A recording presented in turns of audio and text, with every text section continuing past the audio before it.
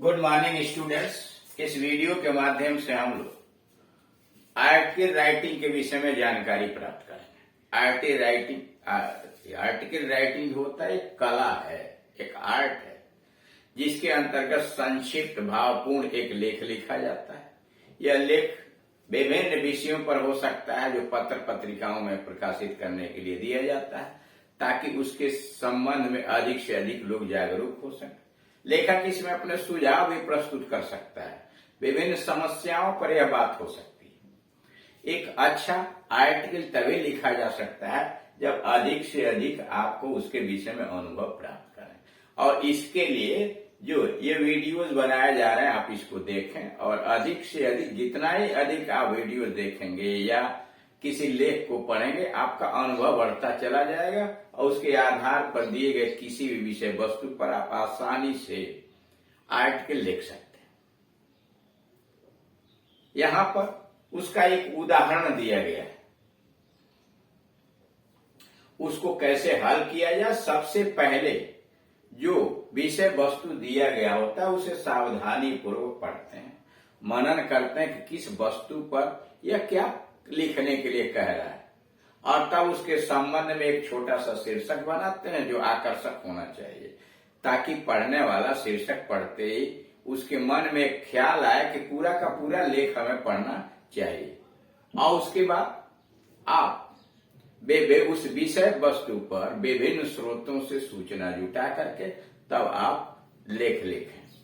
जैसे यहाँ दिया है राइजिंग प्राइसेस, बढ़ते हुए मूल्य।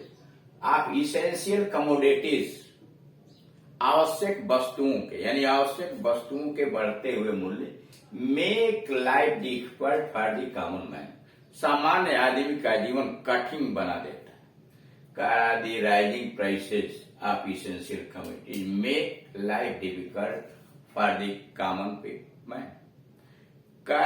आवश्यक वस्तुओं का बढ़ता हुआ मूल्य, बढ़ता हुआ दाम सामान्य आदमी का जीवन कठोर कठिन बना दिया है। एज ए कंसर्न सिटीजन, आप चूंकि जागरूक नागरिक हैं, चिंतित नागरिक हैं, right an article on rising prices, मूल्य वृद्धि के ऊपर आप एक लेख लिखें। सजेस्ट, सुझाव देते हुए solutions to solve it.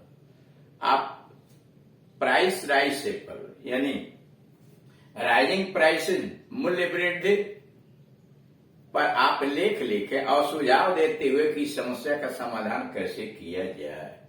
You are Sumit, Sunita, आपका नाम सुमित है अथवा सुनीता। मतलब कुल मिला करके आप राइजिंग प्राइसेस के ऊपर एक लेख लिखना है। इसके द्वारा क्या कठिनाई है, इसमें क्या सुझाव होना चाहिए, कैसे उसे सॉल्व करें, सरकार उसमें क्या करे।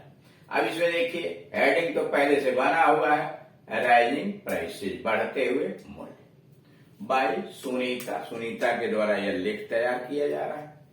अब यहां से लेख की शुरुआत होते हैं। दी राइज ऑफ प्राइसेस, कर दी राइज ऑफ प्राइसेस, मूल्य की वृद्धि।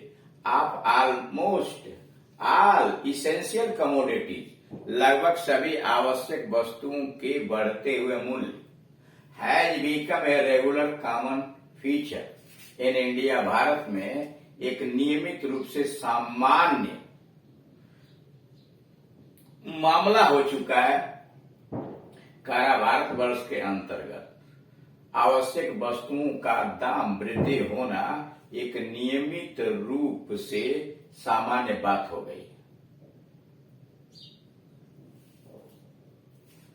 The rise in prices is partly due to varying demand, और मूल्य वृद्धि अंशतः तो इस कारण होता है कि मांग में बढ़त, वैरिंग डिमांड, बढ़ती हुई मांग, एंड सप्लाई सिचुएशन, यानी कुछ तो मूल्य वृद्धि मांग और उसकी आपूर्ति में अंतर की वजह से होता है।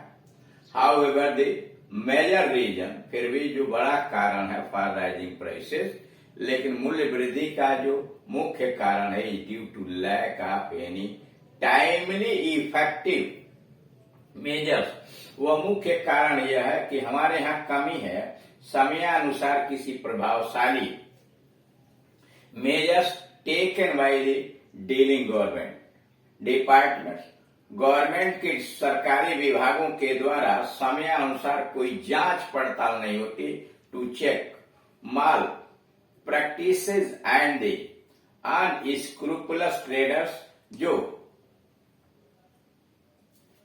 गलत धंधे करने वाले या बिना अविचारशील जो व्यापारी हैं उनके विषय में सरकार समयानुसार जांच पड़ताल नहीं करती, उनके छापे नहीं मारती।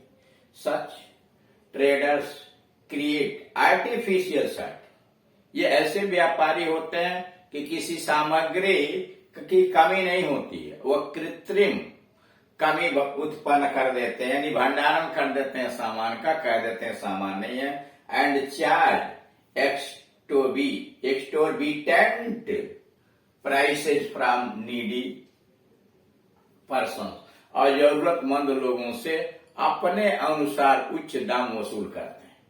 मतलब बड़े जो व्यापारी हैं सामग्री होते हुए भी उसका भंडारण कर लेते हैं अधिक से अधिक और एक कृत्रिम कमी दिखा करके मूल्य वृद्धि कर लेते हैं, और गवर्नमेंट उस पर ध्यान नहीं देती। It is a same that, बड़ी शर्मिंदगी की बात है, इवन लाइफ सेविंग ड्रग्स, जीवन को बचाने वाली दवाएं तक आर नॉट स्पेयर्ड, उनको भी नहीं छोड़ी जाती, उनको भी साथ दिखाया जाता है।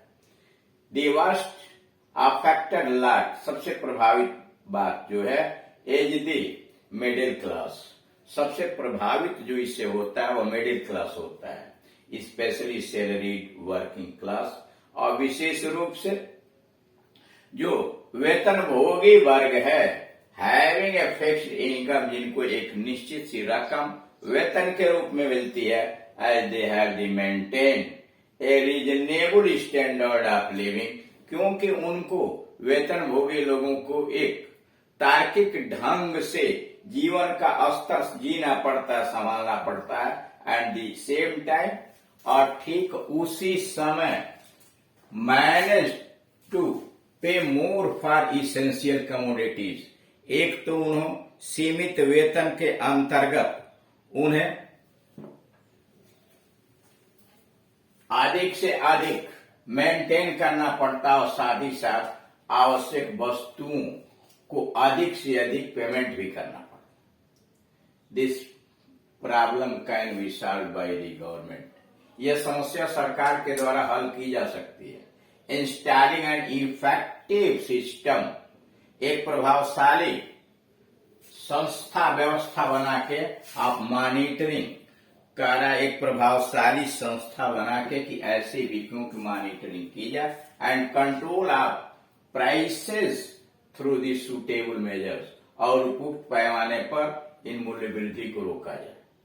If they do not do so, अगर सरकारें ऐसा नहीं करेंगी, sudden and acute rise in prices causes and all round, अगर सरकार ऐसा नहीं करेगी तो अचानक और बहुत अधिक मूल्य वृद्धि चारों तरफ फैल जाएगी। स्पाइरल इफेक्ट, जैसे कि कोई संक्रामक चीजें फैलती हैं, spiral effect on prices that make the life common people measurable, और यह चारों तरफ जब मूल्य वृद्धि बढ़ेगी तो सामान्य आदमी का जीवन बहुत पीड़ित हो जाएगा, कष्टनीय हो जाएगा। Thereafter there is a recession leading to a sluggish economy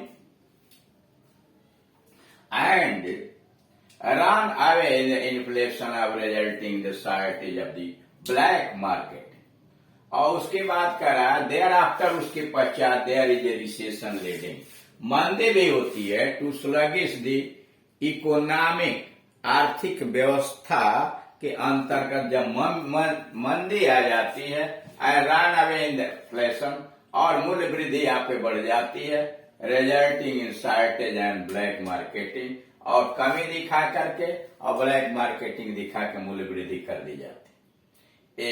एसोसिएस्टिक pattern of society, socialistic pattern of society, समाज का जो सामाजिक ढांचा वाचा नमूना है, कोलैप्सेस अंडर इट्स बर्डन, इसके बोझ के नीचे दब के रह जाता है। The rich tend to become richer.